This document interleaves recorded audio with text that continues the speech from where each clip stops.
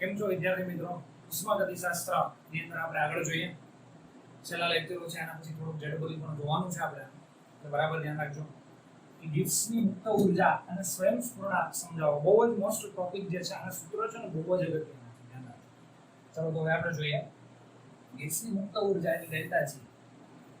જી છે ને ગિબ્સની મુક્ત ઉર્જાને જી વડે દર્શાવવામાં આવે. એ માત્રાત્મક ગુણધર્મ છે. માત્રાત્મક ગુણધર્મ છે. એના પછી આપણે વાત કરીએ એનો સંબંધ કયો છે? એન્થાલ્પી, તાપમાન અને એન્ટ્રોપી. આ બધા વચ્ચેનો સંબંધ શું છે? તો G = H - Ts. આવું લખે G = H - Ts લખવામાં આવે છે. ચાલો હવે આનો ફેરફાર લખવો હોય તો ફેરફાર એટલે કે મુક્ત ઉર્જાનો ફેરફાર લખવો હોય તો મુક્ત ઉર્જાનો ફેરફાર. મુક્ત ઉર્જા છે ને એ ગિબ્સની મુક્ત ઉર્જા છે. આમાં છે ને ખાલી પ્રણાલીની જ જરૂર પડે છે, પર્યાવરણની જરૂર પડશે પણ એના ખાલી પ્રણાલીનું સૂત્ર લખેલું હોય તો ચાલશે. એના પરથી તમને ખબર પડી જશે પ્રક્રિયા આપણે કે કઈ રીતે એનો આપણું સોલ્યુશન લેવાનું છે. તો એના માટે ડેલ્ટા જી સિસ્ટમ = અહીંયા ડેલ્ટા કરી દઈએ છીએ, અહીંયા ડેલ્ટા કરીએ તો ડેલ્ટા એચ સિસ્ટમ. સિસ્ટમ એટલે ખબર છે પ્રણાલીનો એન્થાલ્પી ફેરફાર, પ્રણાલીની મુક્ત ઉર્જાનો ફેરફાર. બરાબર. હવે અહીંયા માઈનસ બે છે, એક વખત ડેલ્ટા આની આગળ કરીએ, એક વખત આની આગળ કરીએ તો શું આવશે? ડેલ્ટા ટી અથવા પહેલા ડેલ્ટા એસ લેવો હોય તો T delta S system minus T delta S system અને ટી. આમાં તમને ખ્યાલ આવ્યો હોય તો આમાં એવું કહેવા માંગે છે એક વખત ડેલ્ટા એસ આગળ કરીએ છીએ, એક વખત ડેલ્ટા, બંને વખત આના આગળ થઈ ગયું છે એસ સિસ્ટમ અને ડેલ્ટા ટી. એક વખત ડેલ્ટા સિસ્ટમ આગળ કર્યું એટલે કે ડેલ્ટા એસ આગળ કર્યું અને એક વખત ડેલ્ટા ટી કર્યું છે. પણ તમને ખબર છે રાસાયણિક પ્રક્રિયા અચળ તાપમાને થતી હોય, અચળ તાપમાને પ્રક્રિયા થાય, અચળ તાપમાને તો ડેલ્ટા ટી બરાબર કેટલું થઈ જાય? 0. એટલે આ ડેલ્ટા ટી 0 થઈ જાય તો આ પદ ડિલીટ થઈ જાય. ડેલ્ટા ટી જોજો, શાંતિથી જોજો. આમાં જ આપણે ખાલી ડેલ્ટા કર્યા છે, બીજું નવું નથી ને. તો આ સૂત્ર આવું કંઈક થશે: delta G system = delta H system એટલે કે પ્રણાલીની એન્થાલ્પી, પ્રણાલીનો મુક્ત ઉર્જાનો ફેરફાર minus T delta S system. ટૂંકમાં બધો એન્ટ્રોપીનો ફેરફાર પર પ્રણાલી, બધું પ્રણાલીનું થાય. તો ફાઇનલી આવું લખી શકાય: ડેલ્ટા જી બરાબર delta H minus T delta S. Delta G = delta H minus T delta S. Most important સૂત્ર છે, એટલે દોસ્તો ખાસ અને ખાસ તમે ધ્યાન રાખજો, આ સૂત્રની પ્રિપેરેશન બરાબર કરજો. હવે આનો એકમ કયો થશે? તો આનો એકમ જે છે ને, આનો ઊર્જાનો એકમ જે છે ને એ જ આનો એકમ થશે. ડેલ્ટા જી નો એકમ તો ઊર્જાનો એકમ થશે. ઊર્જાનો એકમ શેમાં હોય? કિલો જૂલ પ્રતિ મોલ, કિલો કેલરી પ્રતિ મોલ. એની અંદર એ જ એનો એકમ થશે. ચાલો, જો પ્રણાલી ઉર્જા મુક્ત કરે તો પર્યાવરણ ઉર્જા મેળવે. તો આ રીતે બધું સંતુલનમાં રહેલું હોય ને દરેકે દરેક વસ્તુ આપણે જોવાની છે. તો એક નાની અમથી વાત કરીએ કે આ સૂત્ર તમને આપેલું છે. ચાલો હવે ડેલ્ટા એસ ટોટલ તમને ખબર છે, આવા નાના સૂત્ર ખબર છે. ડેલ્ટા એસ જો પર્યાવરણ હોય ને, પર્યાવરણ એટલે શું કહેવાય? સરાઉન્ડિંગ. તો કેમ લખે? ડેલ્ટા એસ પર્યાવરણ બરાબર તો ડેલ્ટા એચ સરાઉન્ડિંગ એટલે કે પર્યાવરણ. અહીંયા સરાઉન્ડિંગ છે પર્યાવરણ, અહીંયા પર્યાવરણના છેદમાં. પણ તમારે એવું કંઈક લખવું છે કે ડેલ્ટા એસ અહીંયા તમારી પાસે આ ડેલ્ટા એચ ની વેલ્યુ પર્યાવરણની નથી. તો આમ લખાય, મેં તમને વાત કરી દીધી. ડેલ્ટા એસ સરાઉન્ડિંગ એટલે કે એન્ટ્રોપીમાં થતો ફેરફાર, પર્યાવરણની એન્ટ્રોપીમાં થતો ફેરફાર લેવો છે. બીજું શાંતિથી ધ્યાન આપજો, પર્યાવરણમાં થતો એન્ટ્રોપીનો ફેરફાર લેવો છે તો એનો એન્થાલ્પી ફેરફાર હોવો જોઈએ. પણ એ પર્યાવરણનો એન્થાલ્પી ફેરફાર હોવો જોઈએ. પણ એન્થાલ્પી ફેરફાર તમારી પાસે સિસ્ટમનો છે. સિસ્ટમ એટલે કોણ? પ્રણાલીનું છે. પ્રણાલીનું છેદમાં ટી આવું છે. તો એક જ આવું લખી શકો, પણ અહીંયા માઈનસ મૂકવું. ખ્યાલ આવ્યો? એટલે કે જે એન્થાલ્પીનો ફેરફાર પર્યાવરણનો હશે એટલો જ કોનો હશે? પ્રણાલીનો હશે, પણ ઉલટો હશે. એટલે કેમ? ધારી લો કે પ્રણાલી જે છે આ પર્યાવરણ છે, આ પર્યાવરણ છે, આ પર્યાવરણ આ પ્રણાલી છે. પર્યાવરણ જે છે 100 કિલો જૂલ ઉર્જાનું શોષણ કરે છે. શોષણ તો ક્યાંથી કર્યું હોય? પ્રણાલીમાંથી. તો પ્રણાલીએ ગુમાવેલી હોય તો શું આવે? માઈનસ. એટલે આવે એના ચિહ્નમાં જ ખાલી કરો એ ડેલ્ટા એચ ના ચિહ્નમાં. આ ઉષ્મા મેળવે તો આને ગુમાવ્યું, અથવા પ્રણાલીએ મેળવી હોય તો ક્યાંથી મેળવી હોય? પર્યાવરણમાં. પ્રણાલી 100 કિલો જૂલ ઉષ્મા મેળવે તો અહીંયા પ્લસ આવે, તો ક્યાંથી? તો આની પર્યાવરણની એટલી માઈનસ. એટલે બેમાં એટલો જ ડિફરન્સ આવે. અહીંયા સરાઉન્ડિંગ જે છે એટલે કે પર્યાવરણની જગ્યાએ તમે પ્રણાલી કરવું હોય તો આગળ શું કરી દેવાનું? માઈનસ આટલું રાખવાનું છે. હવે આપણે શું જોઈએ તો જરાક આગળ જોઈએ તો આ સૂત્ર જે છે ને એટલે કે આ સૂત્રની જરૂર છે, આની ખાસ જરૂર છે. હવે તમારી પાસે એક સૂત્ર છે કે ડેલ્ટા એસ ટોટલ બરાબર શું? ડેલ્ટા એસ ટોટલ આપણે જોયું છે કે delta S system plus delta S surrounding. તમને ખબર છે કે ટોટલ એન્ટ્રોપીનો ફેરફાર પ્રણાલી પ્લસ પર્યાવરણના એન્ટ્રોપીના ફેરફારના સરવાળા જેટલું થાય. અહીંયા ડેલ્ટા એસ સિસ્ટમ મૂકી દઉં છું, પણ ડેલ્ટા એસ સરાઉન્ડિંગ છે ને એ સરાઉન્ડિંગ જે છે એની જગ્યાએ મૂકવાનું છે.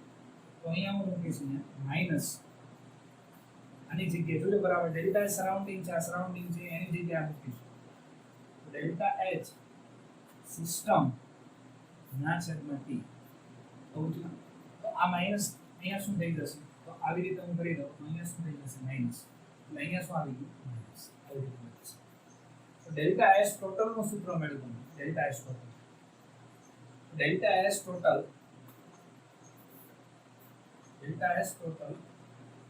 હું કંઈક આવું સૂત્ર મળે. ડેલ્ટા એસ ટોટલ આ મળે છે બરાબર.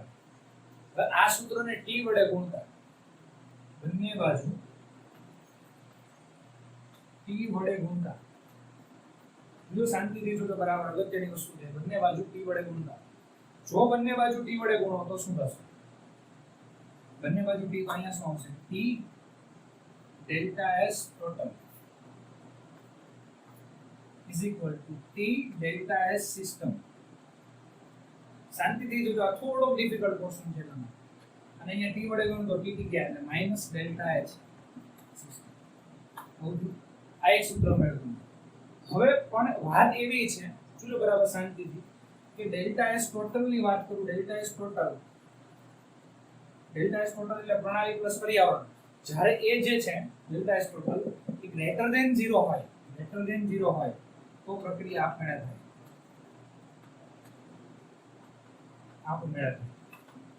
એનો મીનિંગ શું થાય કે delta S total greater than 0 એટલે આ 0 કરતા વધારે જશે.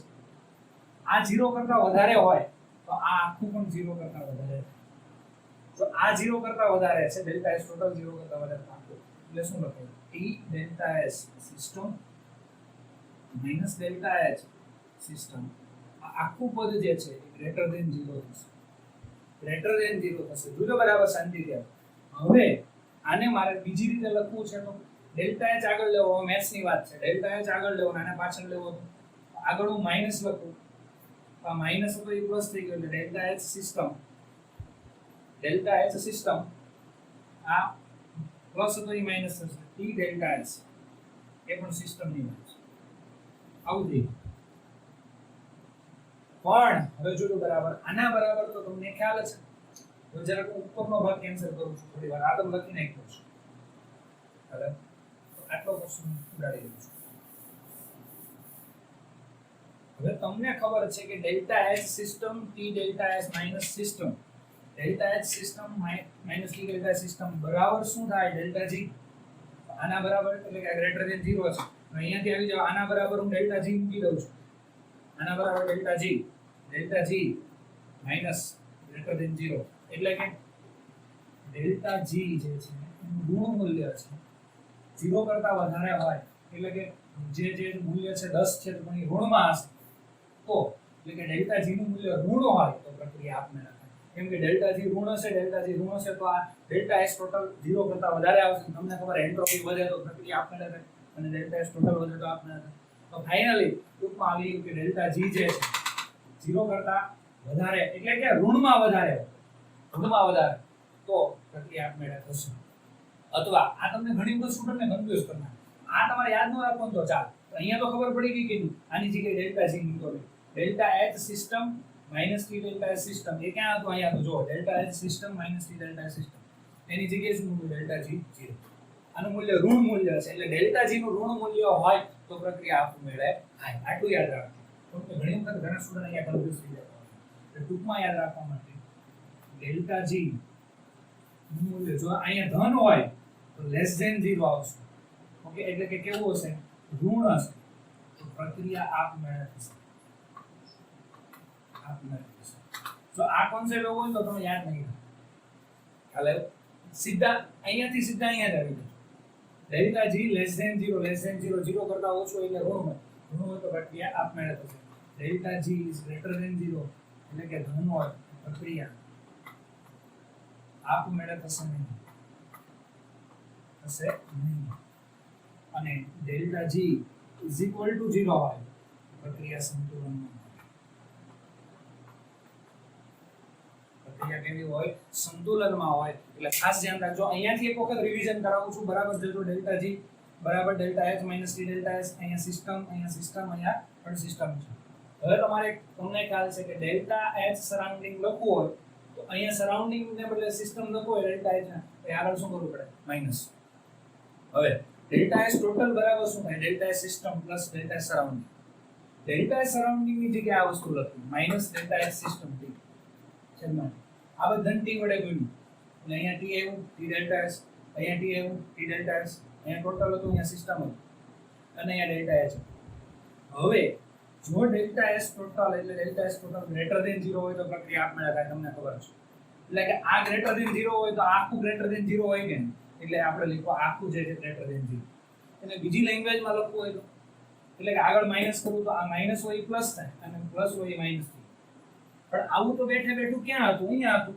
એની જગ્યાએ ડેલ્ટા જી લખી શકો. તો ડેલ્ટા જી નું મૂલ્ય ઋણ આવે તો પ્રક્રિયા આપમેળે થાય. ડેલ્ટા જી નું મૂલ્ય ધન હોય તો પ્રક્રિયા આપમેળે થશે નહીં. ડેલ્ટા જી નું મૂલ્ય શૂન્ય હોય પ્રક્રિયા સંતુલનમાં છે. મોસ્ટ ઇમ્પોર્ટન્ટ છે સૂત્ર જે છે યાદ રાખજો. આ કોન્સેપ્ટ ક્યારેક પૂછાઈ જાય તો એમસીક્યુ ની વાત છે. બાકી આ સૂત્ર પરથી દાખલા આવશે. હમણાં એક થિયરી પણ ભણશું. બહુ જ અગત્યની છે. ચલો મિત્રો, હવે આપણે જોઈએ નિરપેક્ષ એન્ટ્રોપી અને ઉષ્માગતિશાસ્ત્રનો ત્રીજો નિયમ. નિરપેક્ષ એન્ટ્રોપી એટલે શું અને ઉષ્માગતિશાસ્ત્રનો ત્રીજો નિયમ જોવાનો છે. બરાબર ધ્યાન આપજો. તો હવે પહેલા તો નિરપેક્ષ એન્ટ્રોપી અને ઉષ્માગતિશાસ્ત્ર ત્રીજો એટલે કે પદાર્થ જે છે એન્ટ્રોપી ક્યારે વધે? અવ્યવસ્થા વધે. તમને ખબર છે અનિયમિતતા વધે એન્ટ્રોપી વધે છે. એટલે કોઈ પણ પદાર્થ જે છે એની અનિયમિતતા વધે, અવ્યવસ્થા વધે તો એન્ટ્રોપી વધે છે. તો તાપમાન વધે ને પદાર્થનું તાપમાન વધે. તાપમાન વધે તો શું થાય છે? તાપમાન વધે તો શું થાય છે? આંદોલન ગતિ, ભ્રમણ ગતિ જે છે, કંપન ગતિ જે વધે છે. આંદોલન ગતિ, ભ્રમણ ગતિ, કંપન ગતિ,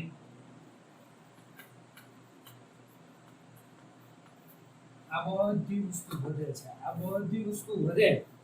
આંદોલન ગતિ, વાઇબ્રેશન જે છે, કંપન ગતિ જે છે એ વધે છે તો અવ્યવસ્થા વધે. અવ્યવસ્થા વધે તો એન્ટ્રોપી વધે છે.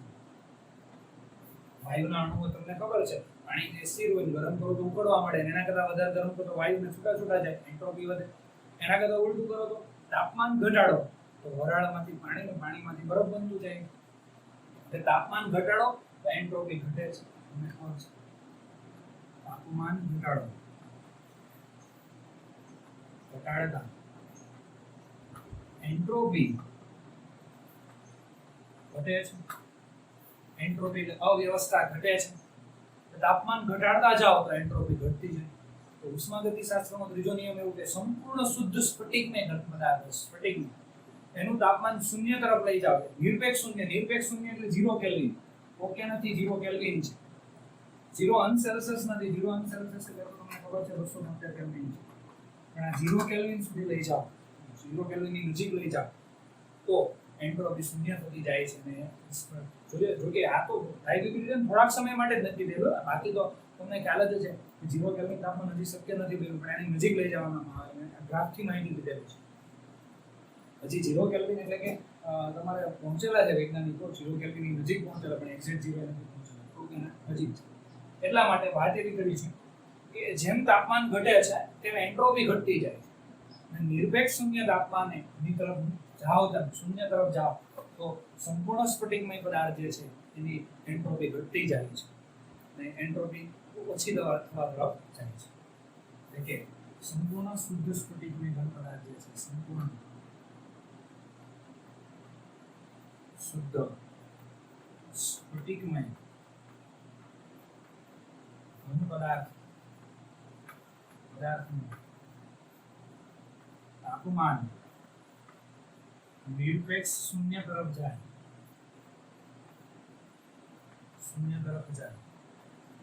એટલે કે એનું તાપમાન છે શૂન્યની નજીક જતું જાય, નિરપેક્ષ શૂન્યની નજીક જતું જાય. કોનું?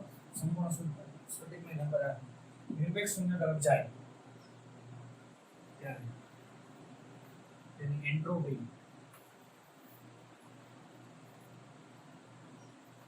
શૂન્ય તરફ જાય છે. અને ઉષ્માગતિશાસ્ત્રનો ત્રીજો નિયમ કયો છે? જે છે ઉષ્માગતિશાસ્ત્રનો ત્રીજો નિયમ છે, ખાસ એટલે કે સંપૂર્ણ શુદ્ધ સ્ફટિકમય ઘન પદાર્થ હોય એનું તાપમાન નીચે લઈ જાવ એટલે શૂન્યની તરફ જાઓ તો એન્ટ્રોપી પણ શૂન્ય તરફ જાય છે. અને સ્ફટિકમય ઘન પદાર્થ એટલે કે શુદ્ધ સ્ફટિકમય બહુ 0 કેલ્વિન તાપમાન હોય, નિરપેક્ષ શૂન્ય તાપમાન,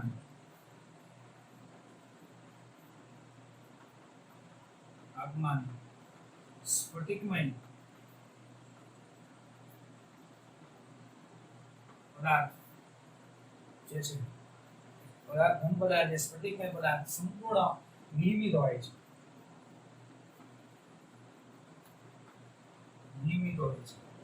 એટલે એની ગોઠવણી એકદમ નિયમિત હોય, આમ તેમ સહેજ પણ નહીં ગોઠવાયેલા હોય, એકદમ નિયમિત ગોઠવણી હશે. અથવા તો તમે એવું કહીશો સંપૂર્ણ સ્ફટિકમય ઘન પદાર્થ જે છે નિરપેક્ષ તાપમાન લઈ જાવ તો એન્ટ્રોપી શૂન્ય આવે છે, અવ્યવસ્થા હોય નહીં. પણ આ લાગુ કોના માટે પડે? સ્ફટિકમય ઘન પદાર્થ. જો તમે પ્રવાહી છે ને એને અતિશય ઠંડુ કરી દો ફટાફટ, બરાબર, એના માટે લાગુ પડતું નથી. એટલે કે અતિશય ઠંડા કરેલા પ્રવાહી દ્રાવણ જે છે, દ્રાવણ અતિશય ઠંડા કરેલા 0 કેલ્વિન કરતા આ નિયમ લાગુ પડતો નથી. એના માટે સંપૂર્ણ ગોઠવણી સ્ફટિકમય થશે નહીં, એટલે ગોઠવણી જે છે સંપૂર્ણપણે નિયમિત થશે નહીં. એટલે પ્રવાહી માટે આ નિયમ નથી લાગુ પડતો. ઘન પદાર્થ જે છે એનું તાપમાન તમે નીચું લઈ જાઓ કે એના માટેની વાત છે. એટલે અવ્યવસ્થા છે, શૂન્ય તરફથી શૂન્યની નજીક જાય છે. પણ તમને ખબર છે 100% 0 કેલ્વિન તાપમાન બહુ મુશ્કેલ છે, એવી જ રીતે 100% સ્ફટિકમય પદાર્થ અને એકદમ નિયમિત પદાર્થ ગોઠવવો પણ મુશ્કેલ છે. નિયમ યાદ રાખજો, સંપૂર્ણ શુદ્ધ સ્ફટિકમય ઘન પદાર્થનું તાપમાન નિરપેક્ષ શૂન્ય તરફ જાય, એન્ટ્રોપી શૂન્ય તરફ જાય છે. કોન્સેપ્ટ યાદ રાખવાનો છે, એમસીક્યુ માટે અગત્યનો છે. તાપમાન વધે તો એન્ટ્રોપી વધે છે. ચલો વિદ્યાર્થી મિત્રો, તો આગળ જોઈએ આપણે કે ગિબ્સની મુક્ત ઉર્જા અને સંતુલન. આ ટોપિક બહુ જ અગત્યનો છે, એમસીક્યુ લક્ષી અને જેડબલઈ નીટ માટે પણ અગત્યનો છે. એનસીઈઆરટી માટે તો છે જ, પણ જેડબલઈ નીટ માટે પણ, એટલે બરાબર ધ્યાન આપજો. ચાલો હવે આપણે જોવાનું છે કે ડેલ્ટા જીની વાત કરવાની છે. જો બરાબર કે આપણે પ્રક્રિયા ભાગફળની અંદર એક સૂત્ર જોઈ ગયા હતા, તમને યાદ છે, ડેલ્ટા જી બરાબર delta G 0 plus RT LN K, RT LN K, આવી વાત જોઈ ગયા આપણે. ડેલ્ટા જી એટલે મુક્ત ઉર્જાનો ફેરફાર, ડેલ્ટા જી 0 એટલે પ્રમાણિત મુક્ત ઉર્જાનો ફેરફાર, અને આરટી એલએન કે. હવે તમને ખબર છે સંતુલન સમયે વાત આપણે આવી હતી કે ડેલ્ટા જી જે છે ને એ 0 હોય, ડેલ્ટા જી છે એ 0 હોય, એટલે કે સંતુલન સમયે ડેલ્ટા જી બરાબર 0 લઈએ છીએ આપણે, તો ડેલ્ટા જી 0 બરાબર માઇનસ આરટી એલએન કે. ડાયરેક્ટ આ સૂત્ર યાદ રાખી જો તોય કે વાંધો નથી. ઓકે, આ તમને સૂત્ર ખબર જ હશે, એટલે આવા બધા સૂત્ર યાદ રાખજો. આ ચેપ્ટર હમણાં પૂરું થાય એટલે હું સૂત્રનું આખું લિસ્ટ લઈશ, બરાબર જોજો. ડેલ્ટા જી 0 બરાબર માઇનસ 2.303 આરટી લોગ કે. હવે તમને ખબર છે અહીંયા કેની વેલ્યુ 1 મૂકું છું, કે બરાબર 1 હોય તો log 1 એટલે 0 થાય, એટલે આ પદ જે છે log 1 એટલે જે જોજો બરાબર 0 થઈ ગયું, તો ડેલ્ટા આખું મૂલ્ય 0 થઈ જાય, તો ડેલ્ટા જી બરાબર 0 થઈ જાય તો પ્રક્રિયા સંતુલનમાં હોય. પ્રક્રિયા કેવી હોય? સંતુલનમાં. જોજો બરાબર, કોન્સેપ્ટ યાદ રાખવાનું છે. હવે કે 1 કરતાં વધારે છે, 1 કરતાં વધારે છે, કે ઇઝ ગ્રેટર ધેન 1 છે. જો કે 1 કરતાં વધારે હોય તો 1 કરતાં વધારે હશે તો આ મૂલ્ય વધારે આવશે, વધારે આવશે એટલે 0 કરતાં વધારે જ આવશે હંમેશા. તો આ જે છે કે જોજો બરાબર 0 કરતાં એટલે આ ઋણ મૂલ્ય થઈ જશે, અહીંયા ઋણ છે ને, આ ઋણ થઈ જશે, તો ડેલ્ટા જી વધારે આવશે ને પણ કેવું છે? ઋણ છે. લેસ ધેન 0 હશે એટલે કેવું હશે? એ ઋણ હશે, ઋણ હશે, એટલે પ્રક્રિયા આપમેળે થશે. પ્રક્રિયા કેવી થશે? આપમેળે થશે. જોજો બરાબર ધ્યાન આપજો.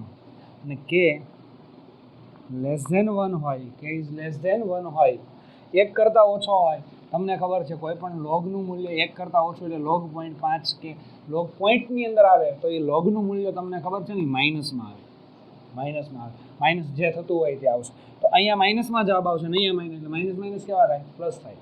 એટલે ડેલ્ટા જીનું મૂલ્ય ગ્રેટર ધેન 0 આવે એટલે ધન આવે છે. કેવું આવે છે? ધન. ધન આવે એટલે પ્રક્રિયા આપમેળે થશે નહીં, આપમેળે થશે નહીં.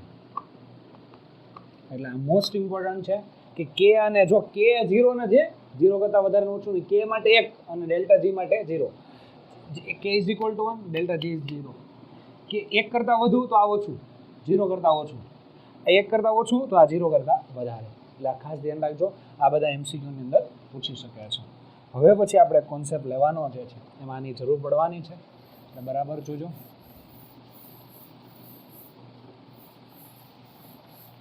ચાલો હવે આપણે જોઈએ, મેથ્સની વાત કરવાની છે દોસ્તો. મેથ્સ થોડું ઘણું આવડવું જોઈએ, થોડુંક એ ક્લિયર હોવું જોઈએ. સાદું મેથ્સ. તમને ખબર છે delta G is equal to delta H minus T delta S, આવું છે. Delta G is equal to minus T delta S. પ્રક્રિયા આપમેળે ક્યારે થશે? ડેલ્ટા જીનું મૂલ્ય ઋણ થશે. તો ગમે તેમ કરીને, ગમે એવો જુગાડ કરીને ડેલ્ટા જીનું મૂલ્ય ઋણ આવવું જોઈએ તો પ્રક્રિયા આપમેળે થાય. તો એના માટે બે વસ્તુ અગત્યની છે. જો કે અહીંયા 3 વસ્તુ છે, ડેલ્ટા એસ તાપમાન અને ડેલ્ટા એચ. આના મૂલ્ય કેવા હશે તો પ્રક્રિયા આપમેળે થશે? ધારો કે આનું મૂલ્ય ઋણ છે, ડેલ્ટા એચનું મૂલ્ય ઋણ છે, આનું મૂલ્ય, ડેલ્ટા એસનું મૂલ્ય ધન છે, તો ડેલ્ટા જીનું મૂલ્ય કેવું આવશે? આનું મૂલ્ય ઋણ છે, ધારો કે ઋણ છે, -50 છે, અહીંયા માઇનસ, અહીંયા ટી, આનું મૂલ્ય ધન છે, +50 છે. તો આમ પ્લસ માઇનસ કેવો થશે? માઇનસ, એટલે -50 સમથિંગ જે જવાબ આવે છે, આ માઇનસ ને આ માઇનસ, એટલે ફાઇનલ જવાબ માઇનસ આવશે. આવા મેથ્સમાં ખબર પડે છે ને, આવું જ મેથ્સ આવડવું જોઈએ, બીજું કંઈ નહીં. આ મેથ્સ આવડવું જોઈએ. ખ્યાલ આવ્યો તમને? તો અહીંયા જે છે, અહીંયા ટી છે, ખ્યાલ આવ્યો? તો આ પ્લસ માઇનસ કેવો થાય? માઇનસ, અને માઇનસ માઇનસ આ સરવાળામાં છે, એટલે માઇનસમાં જવાબ આવશે, માઇનસમાં જવાબ આવશે. ડેલ્ટા જીનું મૂલ્ય માઇનસ થશે, ડેલ્ટા જીનું મૂલ્ય ઋણ થશે, ઋણ થશે કોઈ પણ તાપમાન. કેમ કે તાપમાન વધારે રાખો તો આનું મૂલ્ય ઋણ થાય ને ઓછું રાખો તો, એટલે કોઈ પણ તાપમાન, કોઈ પણ તાપમાને પ્રક્રિયા આપમેળે થશે.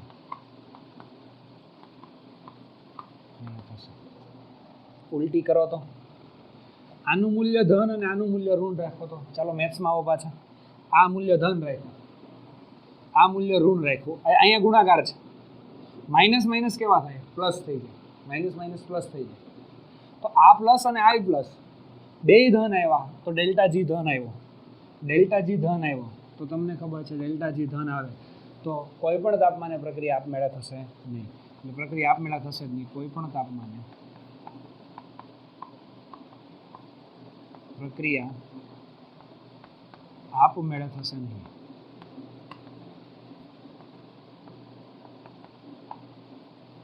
કોઈ પણ તાપમાને પ્રક્રિયા આપમેળે થશે નહીં.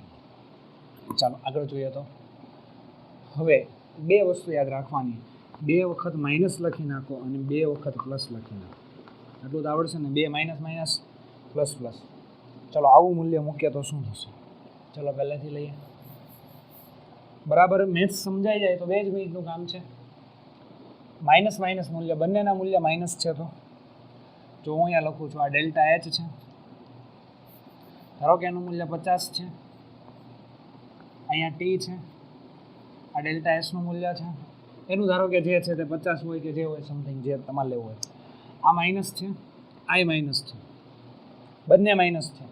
ડેલ્ટા એચનું મૂલ્ય માઇનસ ને ડેલ્ટા એસનું મૂલ્ય માઇનસ. તો થશે શું ખબર છે?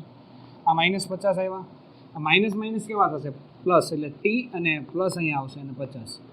તો એ બનશે એવું કે અહીંયા 50 છે, અહીંયા 50 છે. જો ઊંચું તાપમાન હશે તો ધન મૂલ્ય વધી જશે, ધન વધશે. ઊંચું તાપમાન છે પહેલી કન્ડિશન. ઊંચું તાપમાન